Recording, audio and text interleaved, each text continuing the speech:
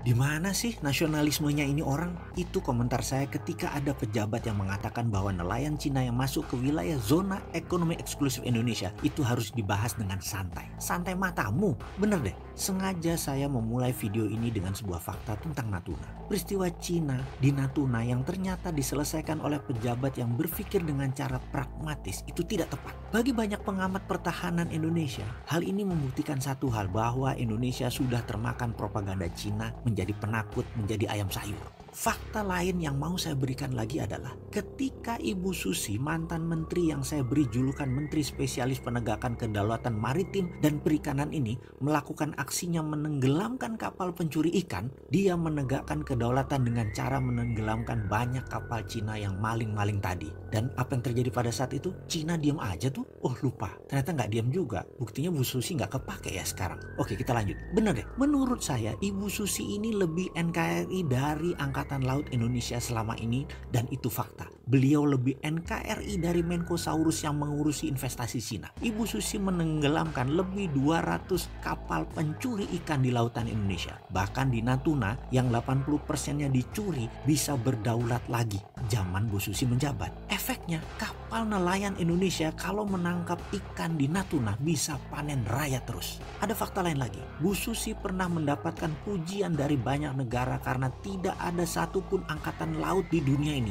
yang pernah dan berani menenggelamkan kapal Cina lebih dari 100 buah, dan Bu Susi sudah melakukannya. Itu dulu. Kalau sekarang Coast Guard Cina kawal nelayan Cina yang katanya mengejar ikan Cina dari zona ekonomi Cina menuju wilayah zona ekonomi Indonesia. Jadi bukan mencuri ikan, dia ngejar ikannya yang ngabur.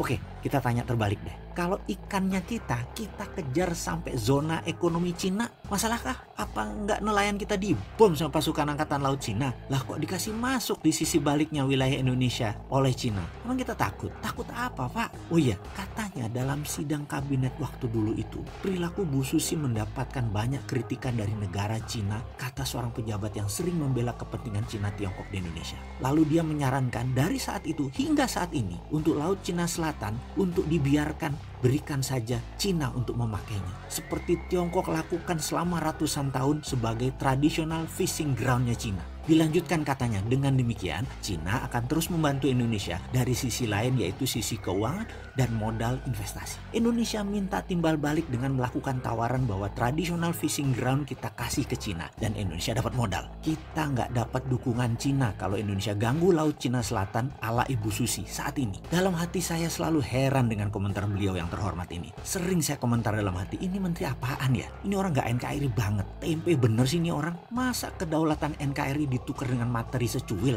Apa yang terjadi dengan pulau-pulau kosong di sekitar Natuna kalau didiamkan tidak disusikan?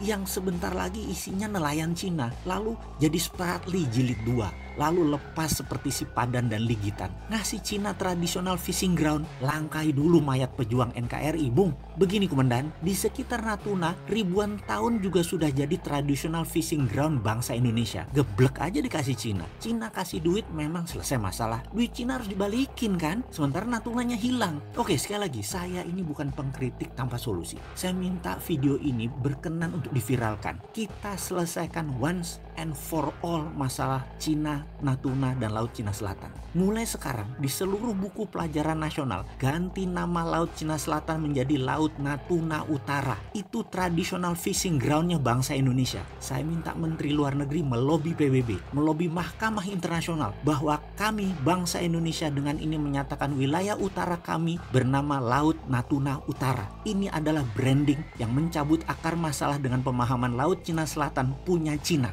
Nanti dulu, di sisi utara Indonesia ini brand baru nasional. Sahabat, bantu NKRI untuk membranding kedaulatan sisi utara ini. Kontribusi kita kecil, tapi kalau diviralkan ke jutaan orang, maka ini menjadi kolektif belief bangsa Indonesia. Ini paradigma Indonesia baru, Laut Natuna Utara.